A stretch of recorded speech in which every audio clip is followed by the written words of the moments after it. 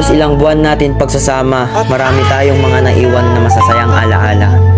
Tulad na lamang kung paano tayo nagkakilala at kung paano tayo nagturing ang isang pamilya.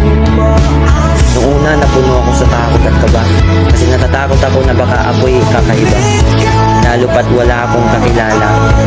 Pero sa pagdaan ng ilang araw, unti-unti kong natatanaw na ang tayo ay nagkakaisa at naging isang pamilya.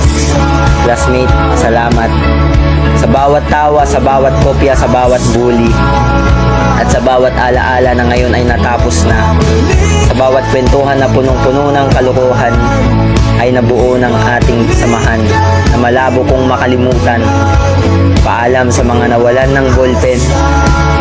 Paalam sa mga papel na binigay natin na kahit ang totoo ayaw naman natin magbigay.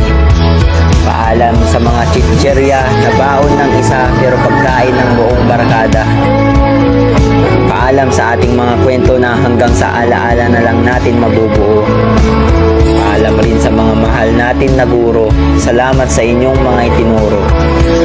Paalam sa isang taon nating samahan na sa mga alaala na lang natin mababalikan. Hanggang sa muli, classmate.